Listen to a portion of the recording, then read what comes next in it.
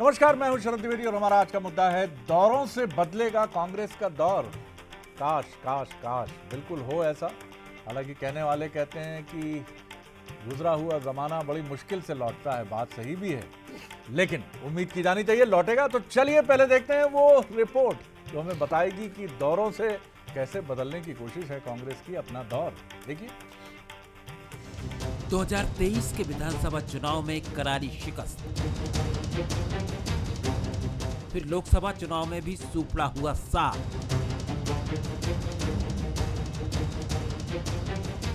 अमरवाड़ा उपचुनाव में भी मिली हार, फिर विदिशा में कांटे की टक्कर और विजयपुर में विजय।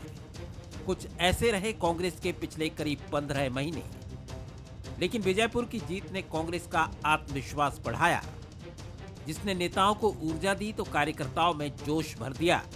इसी को आगे बढ़ाते हुए पीसीसी चीफ जीतू पटवारी और नेता प्रतिपक्ष उमंग सिंघार ने मोर्चा संभाल लिया। अब जमीनी स्तर पर संगठन में जान फूंकने कांग्रेसी दिग्गज मैदान में उतर गए हैं। पीसीसी चीफ अगले कुछ दिन विंध्य में बिखरी कांग्रेस पर फोकस करेंगे, तो नेता प्रतिपक्ष बुंदेलखंड में खंड खंड हुई पार्टी को पटरी पर लाने की कवायद करेंगे। प्रदेश में कांग्रेस नेताओं के दौरे शुरू। पटवारी, सिंघार, कटारे ने संभाली कमान। विंध्य महाकौशल में जीतू फूकेंगे जान। बुंदेलखंड में उमंग बुलंद करेंगे पार्टी की आवाज। उपनेता प्रतिपक्ष हेमंत कटारे ने भी संभाला मैदान। एक हफ्ते तक बाकी पदाधिकारी भी करेंगे जिलों के दौरे। ब्लॉक से लेकर जिला स्तर तक की जुटाएंगे जानकारी। जिला ब्लॉक संगठन विस्तार को लेकर बनाएंगे रिपोर्ट के बाद कांग्रेस बनाएगी आगे का रोड मैप। कांग्रेस को उम्मीद है कि दिग्गजों के दौरे में पार्टी कार्यकर्ता चार्ज होंगे। इससे 2028 के लिए पार्टी को नई ऊर्जा मिलेगी। पीसीसी चीफ का कहना है कि इस साल को कांग्रेस संगठन संघर्ष पर्व के रूप में मना रही है। नेता प्रतिपक्ष भी दौरों को लेकर उत्साहित है। कांग्रेस पार्टी का ये वर्ष है संगठन संघर्ष पर्व के रूप में हम मना रहे हैं, जिसमें पंचायत कांग्रेस कमेटी का हम गठन कर रहे हैं, जिसमें मोहल्ला कमेटियों का हम गठन कर रहे हैं। सारे ब्लॉक अध्यक्ष जो 3 साल से ऊपर है उनका नए तरीके से फिर से निर्माण कर रहे हैं। जो अच्छा काम कर रहा है उनको रिकग्नाइज किया जाएगा। ये भी एक तरह का कांग्रेस पार्टी का एक कार्यक्रम बना है, जिसके तहत हम सब पूरे प्रदेश की एक तरह से दौरे पे हैं। पहले भी गए, मैंने भी दौरा किया, सिंगरौली गया था। सिंगरौली में वहाँ के भी सब लोगों की बात हमने उठाई, आदिवासियों की, किसानों की मुआवजे को लेके। तो ये एक इसी तारतम्य में, इसी कड़ी में इस महीने का दौरा है। इधर बीजेपी कांग्रेस के दौरों को लेकर तंज कस रही है। बीजेपी का कहना है कि जो नेता मालवा में हार गया वो विंध्य और बुंदेलखंड में क्या कर लेगा। जीतू पटवारी जी एक कीर्तिमान जरूर बनाए हैं कि मध्य प्रदेश में लोकसभा के चुनाव में शून्य का आविष्कार करके उन्होंने दे दिया मध्य प्रदेश के खाते में। तो जीतू पटवारी स्वयं चुनाव हारे हैं। इंदौर से उनके पास लोकसभा में उम्मीदवार नहीं था। अब जीतू पटवारी जी जो है अप्रासंगिक हो गए हैं। जनता ने उनको हारू पटवारी बना दिया। बीजेपी का दिग्गजों के दौरे पर सियासी हमला परंपरा निभाने जैसा है, लेकिन कांग्रेस लगातार कोशिश कर रही है। पीसीसी चीफ पटवारी और नेता प्रतिपक्ष उमंग सिंघार ने मोर्चा संभाल रखा है। दोनों फिलहाल अर्जुन की तरह 2028 की जंग को देख रहे हैं। फिर भी सवाल यही है, क्या दौरों से बदलेगा कांग्रेस का दौर। पुरानी फिल्म में लता मंगेशकर जी का बड़ा चर्चित गीत है, गुजरा हुआ जमाना आता नहीं दोबारा, हाफिज खुदा तुम्हारा। बहुत कठिन होता है। आप याद करिए वो ब्रिटिशर्स जो ये कहते थे कि हमारा सूरज कभी अस्त नहीं होता है। आज ऐसा अस्त हुआ और पस्त हुआ कि उनकी जगह 5वीं अर्थव्यवस्था के तौर पर हमने ले रखी है। पीछे जा रहे हैं, पीछे चले जाते जा रहे हैं। बहुत सारी चीजें, वो वेस्ट इंडीज जो क्रिकेट वर्ल्ड कप का बादशाह होती थी, एक बार उस खिताब से खिसकी क्या, फिर वहां लौट नहीं पाई। शिखर से फिसल कर फिर शिखर पर पहुंचने वाला ही बाजीगर। और अब ये चुनौती ऐसा नहीं, बीजेपी के सामने भी है। अभी आप शिखर पर हैं और शिखर पर हमेशा बने रहना सबसे चुनौतीपूर्ण काम है। शुभकामनाएं बीजेपी को भी हैं, शुभकामनाएं कांग्रेस को भी हैं। लेकिन शिखर से नीचे आने के बाद फिर शिखर की तरफ जाना बहुत कठिन है। कांग्रेस ने संघर्ष किया आजादी की लड़ाई का और शिखर तक पहुंची। आजादी की पार्टी बनकर उभरी, और आज़ादी के 40-50 सालों तक उसने बेहतरीन तरीके से अपनी भूमिका को निभाने की कोशिश की। समीक्षा होगी, राजनीतिक दल आरोप लगाएंगे, लेकिन कोई भी राजनीतिक दल अपनी संभावनाओं को नष्ट करने के लिए सरकार में आने के बाद फैसले नहीं लेता। गलत सही फैसले होंगे, बिल्कुल होते हैं, लेकिन अब क्या वो लौटेगी, ये बड़ा सवाल है। सवाल देख लीजिए हमारे, क्या दिग्गजों के दौरों से बदल पाएगा कांग्रेस का दौर? क्या पटवारी, सिंगार, विंध्य और बुंदेलखंड में पार्टी में भर पाएंगे एक नया जोश, जो कि सबसे ज़रूरी चीज़ है, and it's a very Himalayan kind of task. क्या नेताओं के दौरों से कांग्रेस की गुटबाजी पर लगाम लग पाएगी? गुटबाजी ही तो मारे डाल रही है साहब। जो मेहमान हमारे हैं उनसे मिल लीजिए। हमारे साथ हैं शैलेंद्र पटेल जी, सीनियर लीडर, पूर्व विधायक, उनका बहुत स्वागत है। बड़े हार्डकोर कांग्रेसी हैं और उनकी रग रग से कहीं भी आप उनको पकड़ने की कोशिश करिए, कांग्रेस जिंदाबाद, यही नारा निकलता है। मनोज सैनी जी हैं, एग्जीक्यूटिव एडिटर पॉलिटिकल अफेयर्स, उनका बहुत स्वागत करता हूं मनोज। और यशपाल सिंह सिसोदिया जी हैं, पूर्व विधायक, वरिष्ठ नेता, भविष्य के लिए हम हमेशा उनको शुभकामनाएं देते हैं, अनंत संभावनाएं हैं, बहुत उनका भी स्वागत। मनोज, जैसा हम कह रहे थे कि शिखर से फिसले, तो फिर शिखर पर पहुंचने के कीर्तिमान बहुत कम लोगों के हैं। एक बार आप आउट ऑफ फॉर्म होते हो, जैसा हमारे कुछ दिग्गज अभी हैं, विराट कोहली की बात करें, रोहित शर्मा की बात करें, अब क्रिकेट एक्सपर्ट भी कह रहे हैं कि शायद अब वो करिश्मा अब नहीं है। कांग्रेस को वो करिश्मा पैदा करना है। मैं केंद्र की बात नहीं करता, वहाँ चुनौतियाँ बहुत गहरी हैं, लेकिन उन राज्यों में जहाँ आपकी जड़ें बहुत गहरी हैं, स्पेशली छत्तीसगढ़ और मध्य प्रदेश में, वहाँ तो जोश भरिए, लड़िए। तो क्या ये आपको दिख रहा है उस तरफ जाती हुई कांग्रेस? बिल्कुल दिख तो रही। देखिए, चार्ज और रिचार्ज दोनों की जरूरत है कांग्रेस को, और इस समय कांग्रेस की जो लीडर है, चाहे जीतू पटवारी की बात करें, उमंग सिंगार की, दोनों लगे तो है शरद जी। और बहुत लंबे अरसे के बाद इस बात को कहने में कोई वो नहीं है गुरेज की कांग्रेस सक्रिय तो अपनी सक्रियता तो दिखा रही है, लेकिन हाल ही में हमने दिल्ली के चुनाव भी देखे हैं। जिक्र इसलिए करना पड़ेगा, जो आप कह रहे हैं कि गुजरा हुआ जमाना आता नहीं दोबारा, तो कितनी मेहनत करना पड़ती है। और भारतीय जनता पार्टी, मुझे लगता है एक चुनाव जब हारती है तो अगले चुनाव की तैयारियां किस तरह करती है, वो शायद दिल्ली का बेहतर उदाहरण हम सबके सामने है। लेकिन निश्चित रूप से कांग्रेस ने कुछ चीज़ों में सुधार तो किया है। एक तो ये कि अपनी सक्रियता बनाई रखी है, लेकिन बहुत लंबा वक्त है, अभी 1 साल गुजरा है सरकार को, और 4 साल आपको ऐसे ही चलना है। तो ये बड़ी चुनौती होती है जब आप सत्ता से लगातार बाहर होते हैं, तो ढेर सारी चुनौतियाँ। लेकिन एमपी एक ऐसा राज्य है, या छत्तीसगढ़ जिसका आप जिक्र कर रहे हैं, जहाँ गुजरा हुआ जमाना वापस आता दिखा था 2018 में। तो मुझे लगता है कि यदि उस पर काम हो जाए, जैसा जनता ने मौका दिया था, पर वो विश्वास आप कैसे जताएंगे कि हम आ जाएंगे तो बने रहेंगे, और इसमें भारतीय जनता पार्टी बड़ी माहिर दिखाई देती है। जीतू पटवारी ने महाकौशल और बिंद का दौरा इस समय वो कर रहे हैं। हम उमंग सिंगार को देखें तो बुंदेलखंड में पहुंचे, दोनों ही बड़ा महत्वपूर्ण है, जहां से लगातार चोट भारतीय जनता पार्टी कांग्रेस को देती रही है। मालवा में थोड़ा बहुत चीज़ें दिखाई दी, ग्वालियर चंबल में थोड़ा ठीक दिखाई दिया, लेकिन चैलेंज इन्हीं क्षेत्रों में जहां से शुरुआत की है। तो मुझे लगता है अच्छा है, शुरुआत कर रहे हैं, लेकिन क्या वो लोग जो दूर हैं अभी, वो भी उसमें शामिल होंगे, ये बड़ा सवाल। बिल्कुल, और महत्वपूर्ण बात यही है कि कुछ ऐसे लोग भी चाहिए होते हैं कि जो ये कहते हैं कि चाह नहीं सुरबाला के गहनों में गूथा जाऊं, मुझे तोड़ लेना वनमाली, उस पथ पर देना तू फेंक, पार्टी को मजबूत करने जिस पथ जाएं पार्टी के वीर अनेक। दद्दा जी से क्षमा सहित थोड़ा सा रद्दोबदल मैंने इसलिए किया कि जिससे समझ सके हम सभी। क्या वो सेनानी हैं कांग्रेस के पास, या हर आदमी को चाहिए चलो ना बीजेपी सेटिंग कर लेते हैं यार, यहाँ दाल निकल ली अपनी? यशपाल जी क्या कहेंगे आप? कोशिश तो बहुत हो रही है, पुरजोर ताकत भी लगाने की कोशिश है कांग्रेस की, और अब दौरों की भी बात हो रही है, और उन रीजन्स में बात हो रही है जहां कांग्रेस विधानसभा चुनाव में अच्छा प्रदर्शन नहीं कर पाई। देखिए शरद जी, इन दोनों से कांग्रेस की जो खेलनेबाजी है, जो गुटी राजनीति है, परस्पर एक दूसरे का विरोध है, इनके कारणों से इन दोनों का कोई असर नहीं होता है, नहीं होगा। कारण कि जीतू पटवारी जी और उमंग सिंगार जी जिस क्षेत्र का प्रतिनिधित्व करते हैं, मालवा और निमाड़ का, दोनों में कांग्रेस की क्या दुर्गति है आप भी जानते हैं, हम भी जानते हैं। रही बात विंध्य की और महाकौशल की, तो मैं बताना चाहूंगा कि देखिए, विंध्य में भारतीय जनता पार्टी चट्टान की तरह खड़ी है विकास को लेकर के, और बुंदेलखंड और महाकौशल, और इस पर जिस प्रकार से अभी जो डेवलपमेंट सामने आया है, विशेष करके टेन बेतवा का, उसको लेकर के जनता समझ चुकी है कि जो कुछ भला कर सकता, तस्वीर तकदीर बदलेगी इस योजना के कारण से। देखिए, दोनों मिलकर के शरद जी, मैं बताना चाहूंगा कि दोनों मिलकर के उमंग सिंघार जी और जीतू पटवारी दोनों अपने कद्दावर नेताओं को कहीं ना कहीं दरकिनार कर रहे हैं।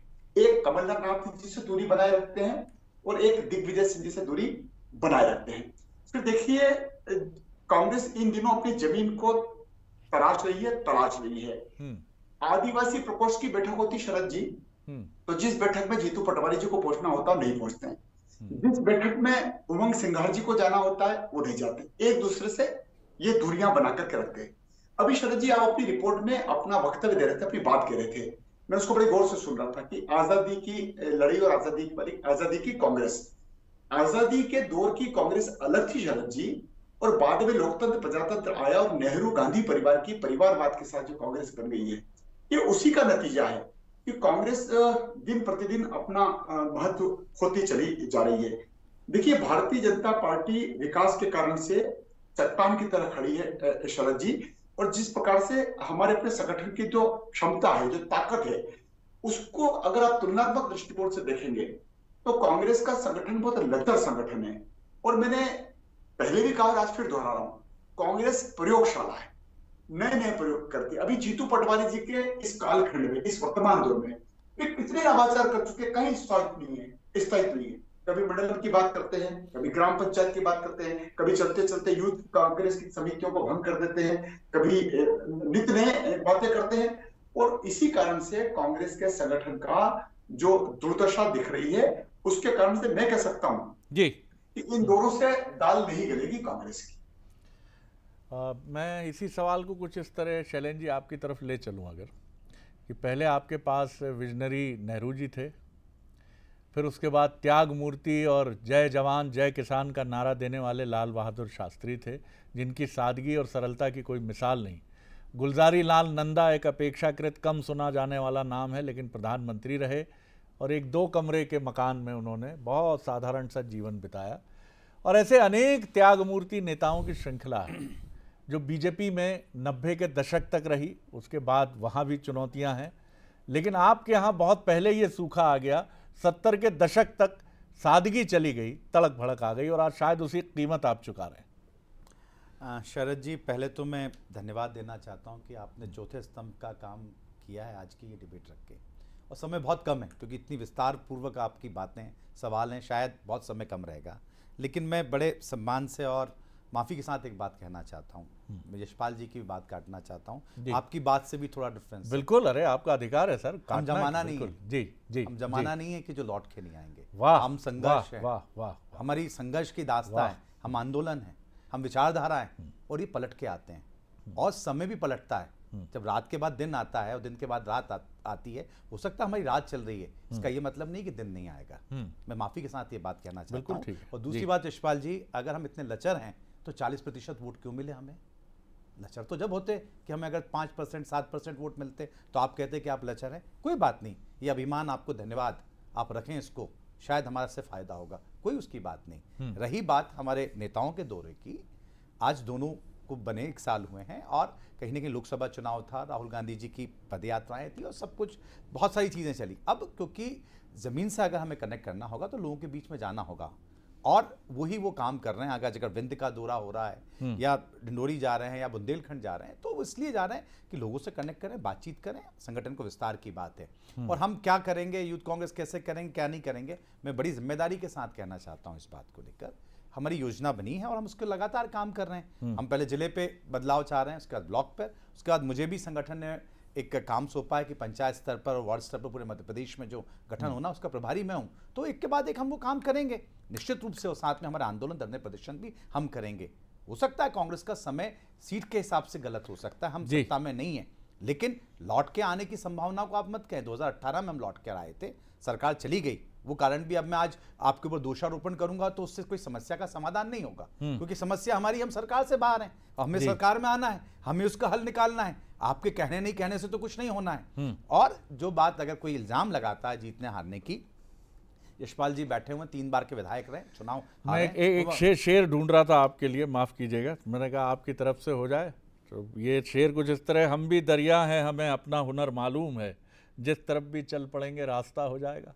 जी, निश्चित रूप से जब जी। इरादे आपके हों जी। तो रास्ता बनता है, और जी। प्रकृति भी मदद करती है, जनमानस भी मदद करता है, और हमें अपने कामों से आगे बढ़ना है।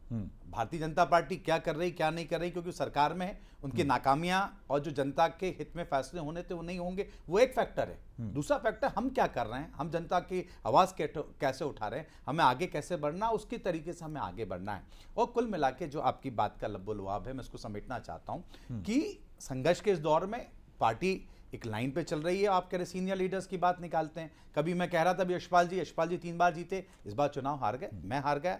तो चुनाव हारना जीतना तो लगता है। जीतू पटवारी 2 बार के विधायक भी रहे हैं, अगर चुनाव हारे हैं तो अब हरेला पटवारी कहने दोगे तो आप उससे जीतू पटवारी का कद कम नहीं कर सकते। एक ब्लॉक कांग्रेस कमेटी के अध्यक्ष से खड़े होकर आज प्रदेश के अध्यक्ष बने। लंबा संघर्ष है, उमंग संघर्ष का लंबा संघर्ष है। आप संघर्ष को मजाक में मत उड़ाएं, ये मजाक में ही रहने दें, समय आएगा आपको इसका जवाब मिलेगा। डिफेंड नहीं कर रहा हूं, लेकिन ये चिढ़ौनियां हैं जो एक दूसरे को चिढ़ाने में, जैसे आप और हम बचपन में खेलते थे और किसी को कहते थे कि ये तेरी चिढ़ौनी है, बोला क्या हो गया तेरे को, ऐसा ऐसा जो ऐसा नहीं बोलना, ऐसा नहीं। तो ये लोकतंत्र के वो मुहावरे और चुटकुले हैं। मैं सुधारना चाह रहा हूं शरद जी, थोड़ा सुधार लें। ये कहीं और आप होता तो बात कर सकते हैं। जिस आदमी का संघर्ष है उसको आप हरेले बोलेंगे तो कहां तक सही है। थोड़ी सही चिढ़ावनी लाओ तो अच्छा मजा आएगा।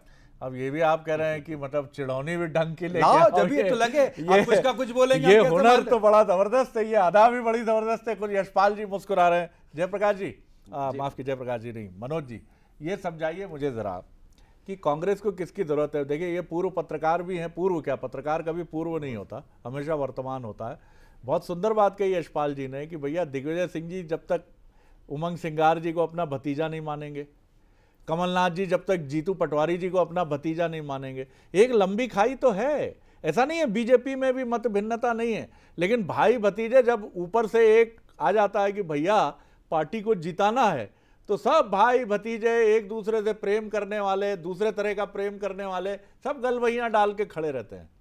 बिल्कुल, देखिए ये करना होगा, लेकिन कांग्रेस शायद इस बात को समझ रही शरद जी कि मध्य प्रदेश से बहुत ज्यादा उम्मीद है। अभी जब हम और आप आपसे बात कर रहे हैं तो विक्रांत भूरिया को एक बड़ी जिम्मेदारी सौंपी जाती है, आदिवासी कांग्रेस का राष्ट्रीय चेयरमैन बनाया जाता है। इसका मतलब ये कि कांग्रेस की नजर मध्य प्रदेश के युवा नेताओं पर है, जो इतनी बड़ी जिम्मेदारी सौंपी जा रही। और जीतू और उमंग दोनों तो दिखाई दे रहे हैं, लेकिन दोनों साथ जाकर दिखाई दे तो मुझे लगता है ज्यादा बेहतर होगा, क्योंकि उसका एक बड़ा मैसेज जाएगा। और जो आप कह रहे हैं चलते चलते पिछली बोल लीजिए, जल्दी से चलें जी, बोल लीजिए जी। मैं मनोज जी को टोकरा नहीं चाह रहा था। देखिए, साथ जब आने का मौका आता साथ रहते हैं, और जब काम ज्यादा है अपने अपने तरीके से कर रहे हैं, और कभी जब साथ होने का मौका नहीं होता आप बिल्कुल कहिएगा। रील नहीं बनाए सर, ये दोस्ती हम नहीं तोड़ेंगे और हम चलेंगे, ये तो बताने की जरूरत नहीं है जी। याराना का गाना सुनाने लगते हैं, याराना का गाना सुनाने लगते हैं, सुनाई अच्छी बात है, लेकिन वो दिखाई देना चाहिए। जहां तक बात है दिग्विजय सिंह और कमलनाथ, देखिए नब्ज पकड़ते हैं वो लोग, उनके पास पूरी कांग्रेस की नब्ज है, मध्य प्रदेश की नब्ज है। तो मुझे लगता है उस तरह का सहयोग जो लेना चाहिए, देखिए वो तो बैठे होंगे मुझे लगता सहयोग देने के लिए भी, लेकिन 2 कदम आपको भी बढ़ाना पड़ेगा, जो चीजें मुझे नजर आ रही। और यदि ये हो पाया शरद जी, तो भारतीय जनता पार्टी की सरकार को लगभग 25 साल हो रहे होंगे, और बड़ी जब आप लगातार सत्ता में बने रहते हैं तो दूसरी चीजें भी दिखाई देती। बहुत अच्छा मौका होगा कांग्रेस के लिए, इसी तरह चलती रहे, बशर्ते अपनों का साथ लेना ना भूलें। कहीं ऐसा ना हो कि आप मंडलम का गठन करने जाए और पीछे दूसरे जो मंडल बनाकर बैठे वो दूर हो जाए। बिल्कुल ठीक है आपने। मैं एक 1998 का एक किस्सा यशपाल जी शेयर करूंगा आप सभी के साथ, लेकिन आपकी विशेष तवज्जो रहेगी। तत्कालीन जो प्रदेश अध्यक्ष थे और संवाद प्रमुख थे मीडिया के, संयोग से मैं भी एक पत्रकार के नाते, प्रशिक्षु पत्रकार के नाते मौजूद था। नतीजे आ गए थे और एक बार फिर कांग्रेस को सत्ता में और बीजेपी को विपक्ष में रहने का जनादेश मिला था। वहाँ एक बड़ा वरिष्ठ कार्यकर्ता था, वो बहुत देर तक उपदेश सुनता रहा कि हम फिर लड़ेंगे, फिर फाइट करेंगे। उसने कहा बाबूजी आप लोग जितनी भी बात करो ना, अब तो काम लग गया, काम डल गया अपना, और इसमें गलती आप लोगों की। इतना सुना के बीजेपी कार्यकर्ता साहब जब क्रोध में होता है तो परशुराम जी भी मतलब देखते हैं ठहर के उसकी तरफ, और निकल गया वो फनफनाता हुआ। और अब ये कांग्रेस के लिए ये बात कही जा रही है कि अगर ऐसे ही चलता रहा, जब 29 के 29 कमल चले गए बीजेपी के पास, यशपाल जी थोड़ी गुंजाइश रखना भी बहुत जरूरी है। तो मैं ये नहीं कह रहा हूँ आप गुंजाइश रखिए, प्रतिद्वंदी कभी गुंजाइश नहीं रखता, रखना चाहिए भी नहीं, लेकिन लोकतंत्र की मजबूती के लिए विपक्ष की गरिमा और विपक्ष को सम्मान के साथ देखने का दायित्व एक पत्रकार होने के नाते आप बहुत बेहतर समझते हैं, वो विस्मृत ना हो। तो शरद जी, जनता के मन में यदि आता है कि विपक्ष भी मजबूत हो और विपक्ष में अच्छे नेता चुन करके आए, तो निर्णय तो जनता करती ना। विपक्ष में आना या सत्ता में आना ये जनता के ऊपर निर्भर करता है, मतदाताओं के ऊपर निर्भर करता है। और मतदाता इस बात को सोच रही है, समझ रही है, जान रही है, पहचान रही है कि भारतीय जनता पार्टी के नेतृत्व वाली सरकार के सामने विपक्ष भी लचर है और कहीं किसी प्रकार का उनको भेजने से कोई फायदा नहीं होगा। इसलिए 29 से 29 कमल क्यों खिल जाते हैं? इसलिए खिल जाते हैं कि जनता जान चुकी है कि एक को भेज करके भी क्या करेंगे। जनता का निर्णय है शरद जी, आपका मेरा निर्णय नहीं है। शैलेंद्र पटेल जी की दो बातों को मैं जरूर रेखांकित करूंगा। चरण जी, आपने कहा कि कांग्रेस को आंदोलन है, हाँ ठीक है ना, हम भी मान रहे हैं आपकी बात को कि कांग्रेस एक आंदोलन है, लेकिन कांग्रेस का यह आंदोलन आपस में आंदोलन होता है। रोज किसी न किसी प्रकार की बहुत अच्छी बात कही आपने, मैं आपकी समीक्षा से बिल्कुल सहमत हूं। जी जी जी, धन्यवाद। आपस में ही ये आंदोलित रहते हैं। दूसरा आपने कहा कि उमंग सिंघार जी और जीतू पटवारी जी साथ रहते हैं। शैलेंद्र जी साथ भी रहते हैं और पीछे से घात भी करते हैं। ये कई बार देखने को आया है, कई बार देखने को मिला है, सुनने को मिला है कि परस्पर एक दूसरे का विश्वास कांग्रेस के लीडरों का आपस में नहीं है, तालमेल नहीं है। इसी का नतीजा है कि आज प्रतिक्रिया लेता हूं, दोनों वृंद की तरफ जा रहे हैं, दोनों महाकौशल की तरफ जा रहे हैं, जबकि उनका निमाड़, उनका मालवा, यह तो निराशा का भाव है।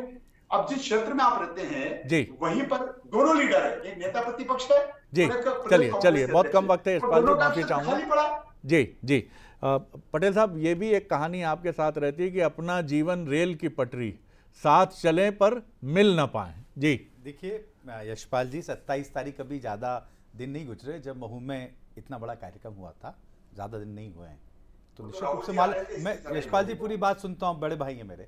कहने का मकसद ये है कि आप जिस क्षेत्र की बात कर रहे हैं वहाँ पे भी धार आपसे लगा हुआ है, वहाँ पे कांग्रेस मजबूत है, निमाड़ में भी ठीक है। हाँ अलग बात है, अब जब चुनाव हारे हैं तो बहुत सारे उसके रीज़न है, किसी और दिन चर्चा करेंगे। और जहाँ तक साथ की बात है, कांग्रेस पार्टी पूरी तरीके से पूरी, सिर्फ उमंग सिंघार और जीतू पटवारी जी तो अध्यक्ष और नेता प्रतिपक्ष हैं, इसके अलावा भी बहुत से लोग हैं जो रात दिन काम कर रहे हैं। ये दो हमारे चेहरे हैं जो सामने दिखते हैं, लेकिन अन्य लोग भी अपनी अपनी जगह काम कर रहे हैं और कांग्रेस उसी के साथ काम कर रही है। आप निकालें हमारे में मिस्टेक्स, जितना परोसना परोसें, उससे हमें फर्क नहीं पड़ेगा, ना हमारे इरादे कमजोर होंगे, ना हमारी नीयत में कोई बात आएगी। पूरी ताकत से लगे और 2028 में सरकार बना के बताएंगे। ये ताकत आपके ऊपर गूंजनी चाहिए। शैलेंद्र पटेल जी की आंखों में चमक है, कांग्रेसी है, खाटी लड़ने की ताकत है, लेकिन ऊपर जब कांग्रेस की ये बेल ऊपर चढ़ती है, जहां पर उसके शीर्ष पुरुष हैं, वहां जाकर एक बंटवारे की लाइन दिखने लगती है, ये इधर ये इधर। वहां उस कार्यकर्ता की आंख का आंसू, उस कार्यकर्ता की पीड़ा शायद वहां नहीं पहुंच पाती, क्योंकि वहां माफ कीजिएगा क्षमा सहित निहित स्वार्थ शायद इतने प्रबल हो जाते हैं कि कांग्रेस की मुश्किलें बढ़ती चली जाती हैं और नीचे कार्यकर्ता सोचता है कि ऊपर से समाधान आएगा, लेकिन ऊपर से समाधान नहीं मिलता। इसको खत्म करने के लिए एकजुट होना पड़ेगा, लेकिन नीचे नहीं, नीचे एकजुट है कांग्रेस भैया, बड़े बड़े बड़े महापुरुष कांग्रेस के, एकजुट शायद आपको होना है। बहरहाल ये मसला आपका है, हम लोग बीच में ज्यादा बोल दें तो क्षमा कीजिएगा सर, जोश आ जाता है तब बोल जाते हैं। पर आप इतनी क्लोज देख लें इसलिए धन्यवाद, बहुत धन्यवाद। आप तीनों मेहमानों का बहुत शुक्रिया।